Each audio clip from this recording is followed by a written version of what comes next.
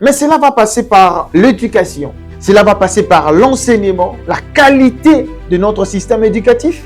Oui, ça va passer par une gouvernance exemplaire, je dirais même apostolique. Nous devons parler RDC, mais avec une autre dimension. Alors, je vous laisse suivre ces réalisations du chef de l'État, mais en commençant par l'université de Kananga.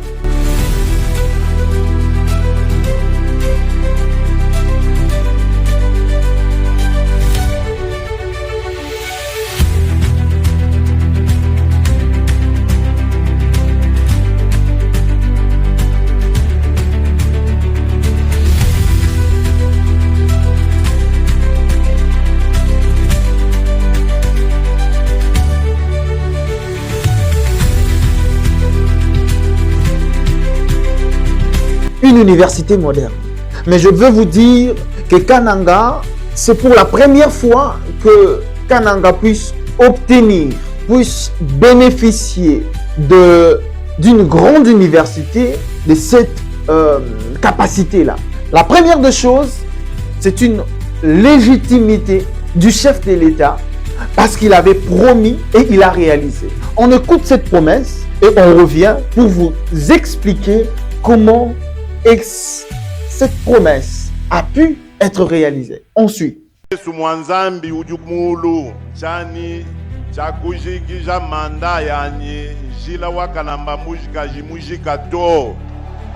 Nous pouvons bien comprendre que les choses sont en train d'être redéfinies d'une autre manière. Le chef parle et il réalise. La deuxième chose, je veux vous montrer cet élément. Suivez la façon dont le chef de l'État est en train de communier avec la population sans garde, sans contraindre toute cette population qui voulait vivre la chaleur du chef de l'État congolais, Félix Antoine Tshisekedi Tshilombo. Et on revient pour que je puisse vous expliquer, vous donner ma pensée, vous donner ma lecture de fait dans cette histoire.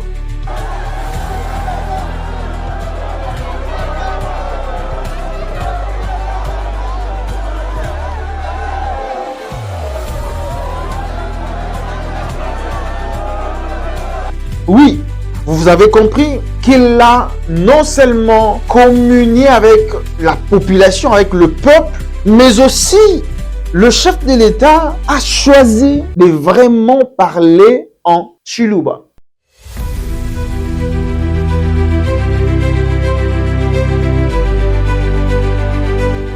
Mais aussi un risque plus élevé.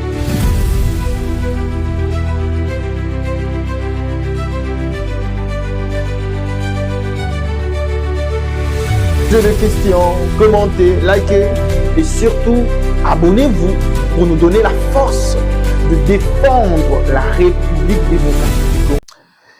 Ici, le citoyen démasqué de la République démocratique du Congo, votre tranche qui parle avec toute la vérité possible, la véracité, voulais-je dire, qui parle sans détour, ni remords, mais nous dénonçons s'il faut dénoncer, nous analysons s'il faut analyser, mais surtout, ce qui ne manquera pas, nous allons décrypter tout ce qui se passe autour de nous, avec nous, et même sans nous, ce qui se passe en République démocratique du Congo, mais aussi ce qui se passe au-delà de nos frontières nationales. Mais ce qui se passe au-delà de nos frontières nationales devra nous intéresser, nous, en tant que citoyens congolais, lorsqu'il s'agit de notre participation. La RDC est ce grand pays qui est au cœur de l'Afrique, qui a le poumon, qui constitue, voulais-je dire, le poumon, je dirais, non seulement africain, mais aussi le poumon mondial.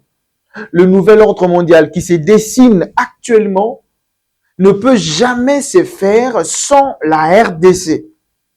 Et c'est comme ça que vous comprendrez que les enjeux qui nous entoure est plus fort et plus grand.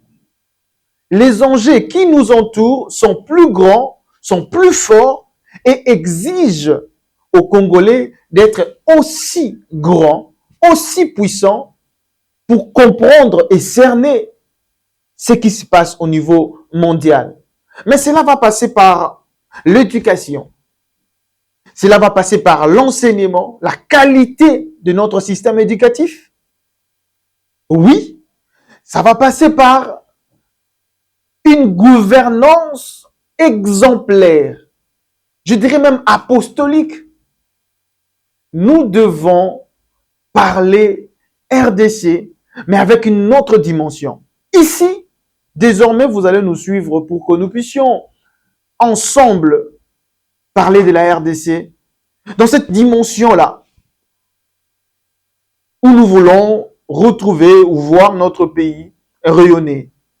Est-ce avec le chef de l'État actuel ou avec ceux qui viendront après lui? Moi, je ne suis pas dans les temps. Je suis dans les faits. Alors, celui qui est au pouvoir actuellement, Félix Antoine Tshisekedi Tshilombo, mérite le soutien de tout un peuple pour qu'ensemble nous puissions redevenir ces grands Congos que nous avons toujours rêvé. Aujourd'hui, je vais devoir parler de cette inauguration qui marque un temps fort de l'année 2026, l'inauguration de l'université de Kananga. Est-ce que c'est la première fois que Kasai Central ou Kananga puisse bénéficier d'une grande université ou c'est juste une continuité? Sur cette émission, nous allons en parler. Est-ce que c'est juste une goutte d'eau pendant que la population attendait plus? Je vais vous donner ma position par rapport à ça. Mais avant tout, regardons ce qui s'est passé au Kasai central, disons à Kananga, l'arrivée du chef de l'État, l'accueil, mais aussi ces grands bijoux que nous allons essayer de décrypter. Aussi les personnalités qui sont autour de cette activité. Est-ce qu'il y a nécessité qu'ils soient sur place? Est-ce qu'il y a nécessité de faire tout ce qu'ils ont fait?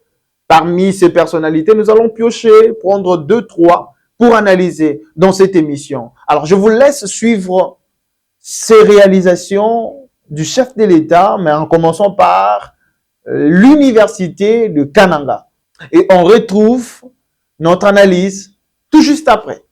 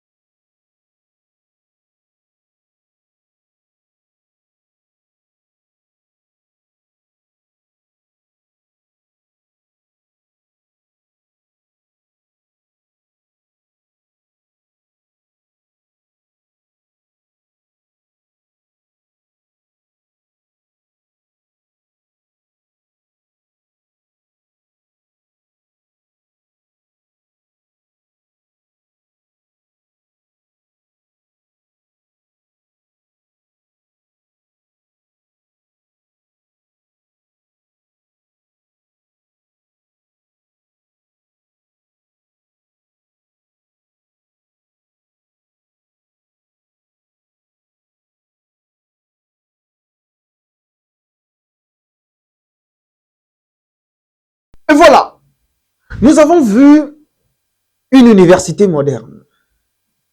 Mais je veux vous dire que Kananga, c'est pour la première fois que Kananga puisse obtenir, puisse bénéficier d'une grande université, de cette capacité-là. Kananga a toujours été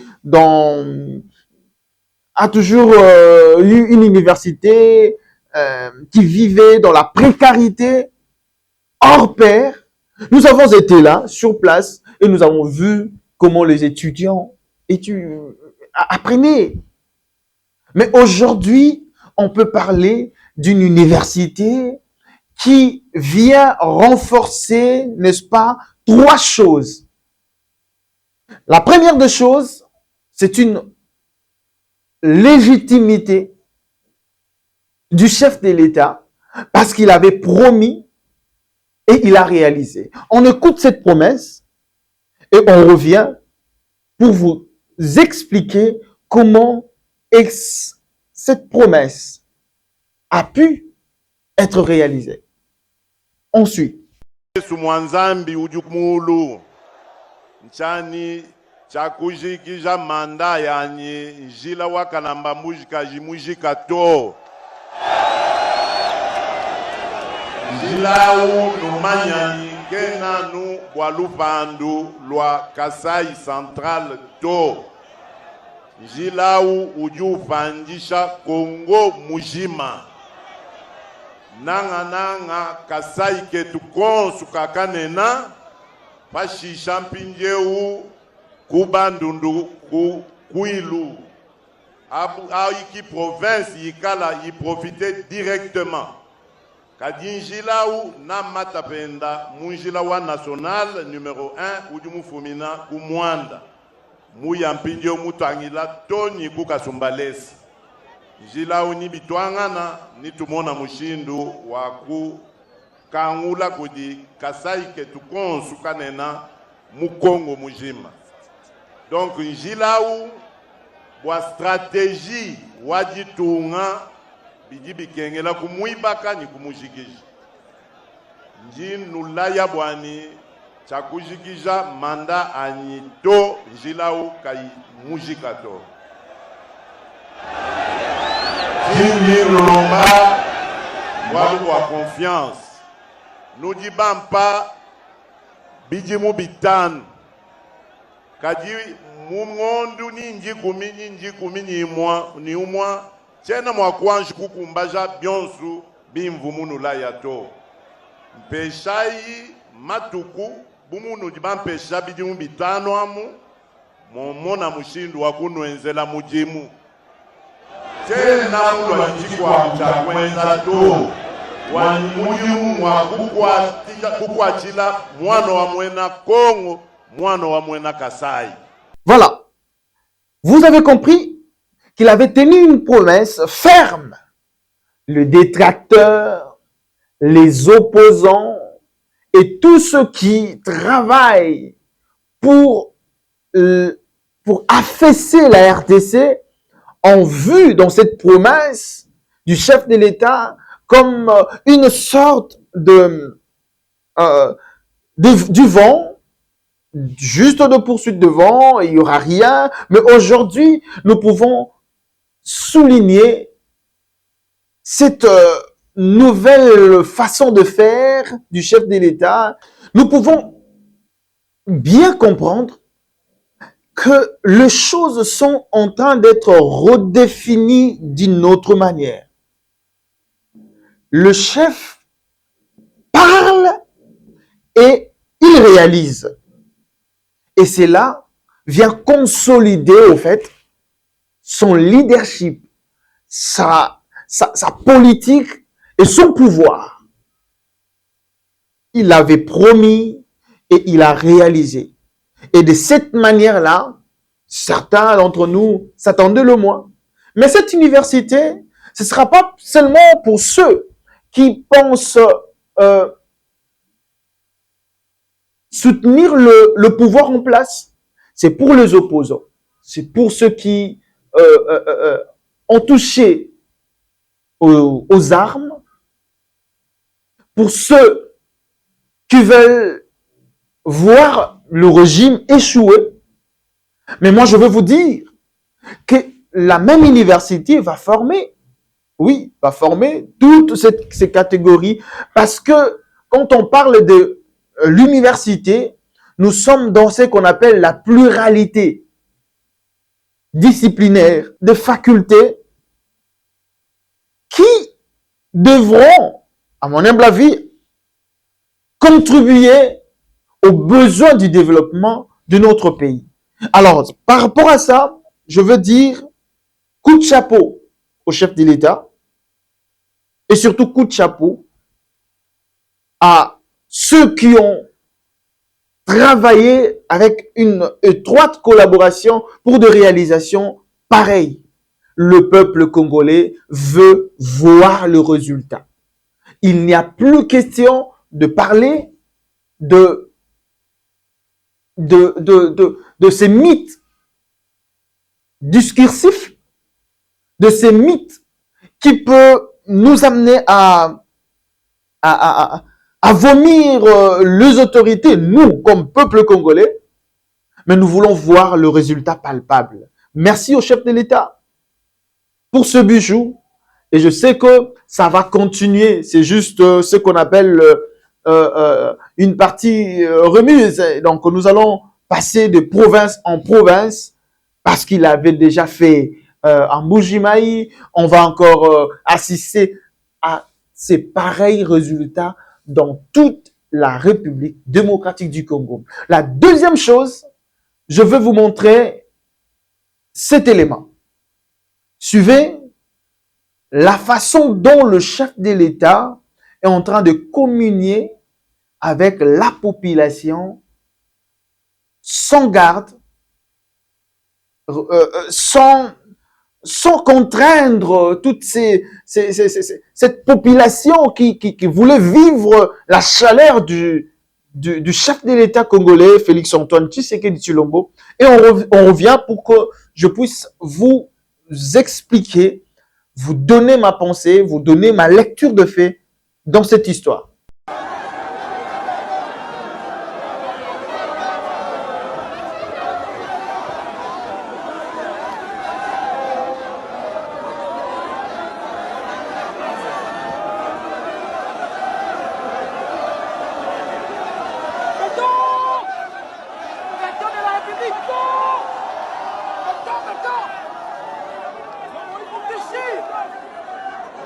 Oui, vous avez compris qu'il a non seulement communié avec la population, avec le peuple, mais aussi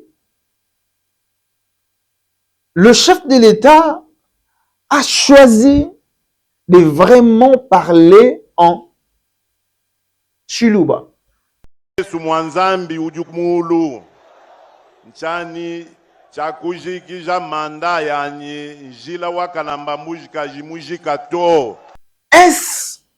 une façon de nous dire qu'il est chez lui ou il se sent plus à l'aise? Non.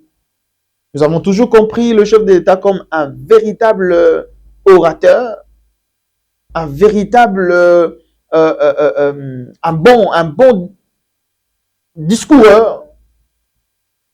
Mais là, moi, je veux vous dire, en tant qu'expert en communication, que le chef de l'État a choisi de faire ce qu'on appelle la synchronisation. Quand il arrive, vous remarquerez que la population autour de lui lançait des messages. Et pour répondre à ces messages, il a choisi une langue qui va lui permettre d'intégrer facilement leur réalité de tous les jours.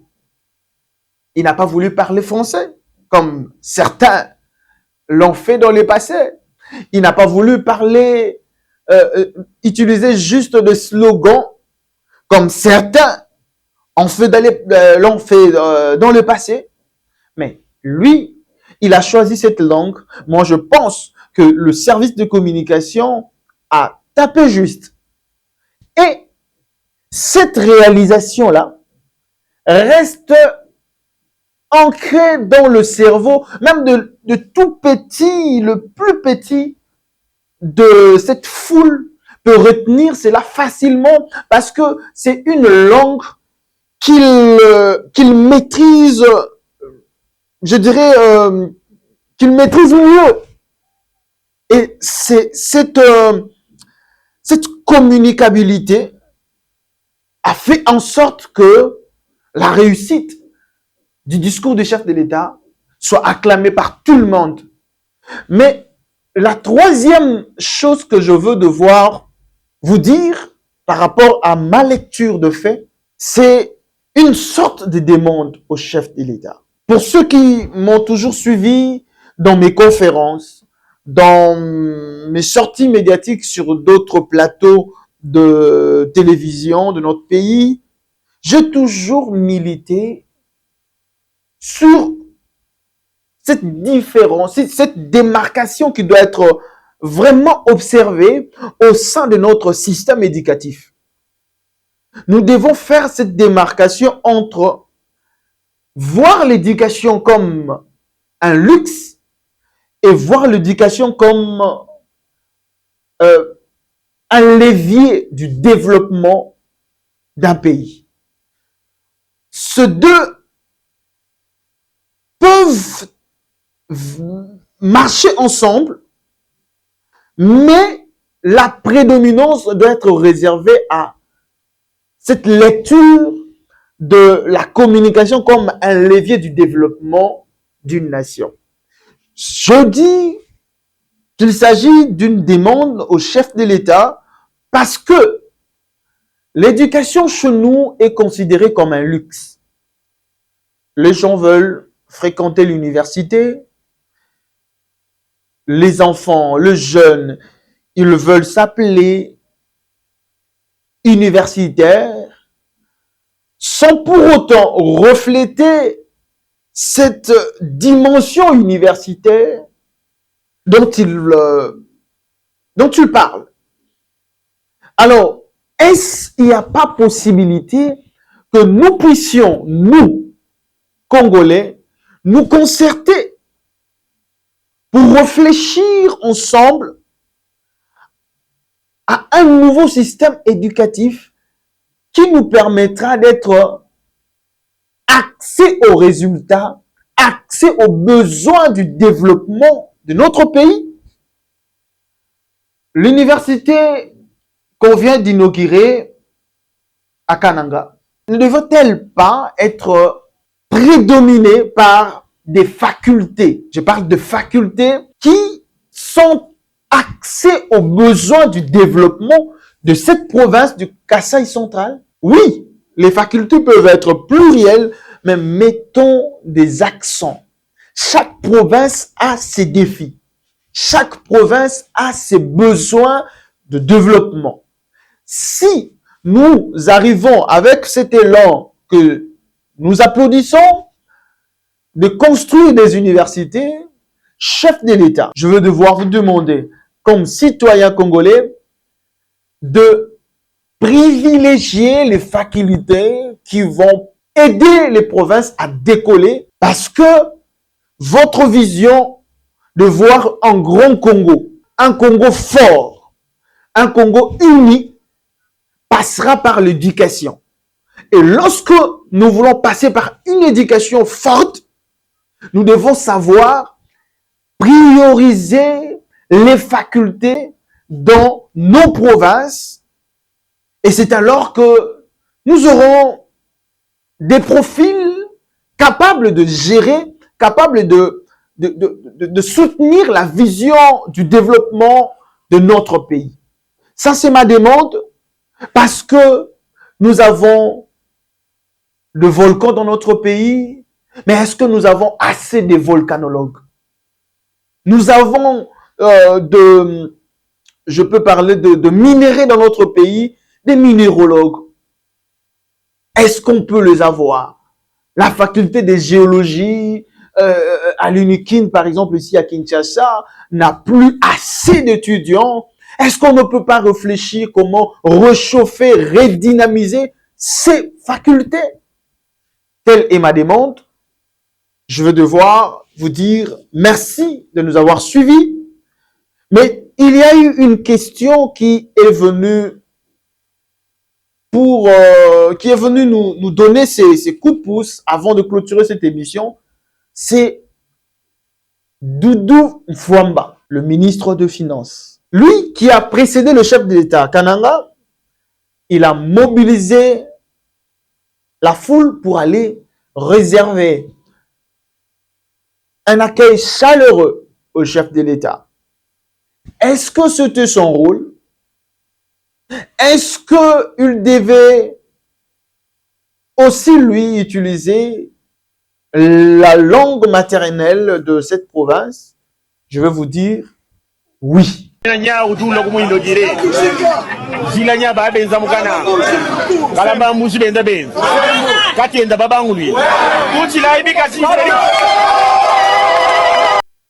Pourquoi oui? Il est le ministre des Finances, à mon avis, le plus efficace. Parce que sous sa gouvernance, ce ministère a arrêté le décaissement en mode d'urgence. Ça, nous devons reconnaître. Sous sa gouvernance, nous pouvons voir les réalisations palpables. Et quand il dit, nous avons décaissé autant de moyens, nous pouvons aller tout de suite voir, si pas en chantier, déjà, soit en chantier, soit déjà réalisé, soit en cours d'exécution, on peut voir cette courbe de réalisation. On peut voir cette courbe qui nous montre effectivement qu'il y a une nouvelle façon de faire, un nouveau leadership dans ces ministères de finances. Alors pour lui, c'était la joie de voir qu'il a travaillé dans cet angle, il a décaissé de l'argent, il a pu participer à la concrétisation de cette promesse, et cette satisfaction le pousse, oui, à mobiliser la troupe pour réserver cet accueil, mais aussi amener la population à vivre cette fête. Parce que c'est une fête quand on voit une réalisation. En Afrique, ce n'est pas facile, ce n'est pas du jour au lendemain, on dort, on se réveille et on voit les autorités réaliser des choses. Souvent, c'est l'opulence personnelle, l'enrichissement personnel. Et là, je peux dire courage et bravo à Doudou Mfwamba. La deuxième des choses, je veux devoir dire merci à Doudou Mfwamba parce que il a tapé sur la table qu'il faut respecter la vision du chef de l'État. Merci à Doudou Mfwamba parce que nous sentons ce mouvement qui vient redorer ces blasons ternis de décaissement, de dilapidation de l'argent de l'État. Et alors moi, je dis encore un grand merci au chef de l'État pour avoir porté son choix sur ces profils de ce ministre, Doudou Mfwamba. Et pour aujourd'hui, je vais devoir vous dire au revoir. Les citoyens démasqués a fait son travail. Posez des questions, commentez, likez et surtout, abonnez-vous pour nous donner la force de défendre la République démocratique du Congo. Nous ne défendons pas le régime. Nous ne défendons pas des personnes, des individus. Nous défendons la République démocratique du Congo. Abonnez-vous, Au revoir.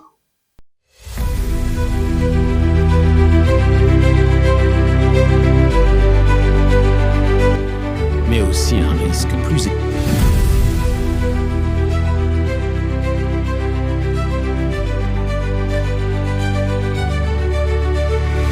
Posez des questions, commentez, likez et surtout abonnez-vous pour nous donner la force de défendre la République démocratique.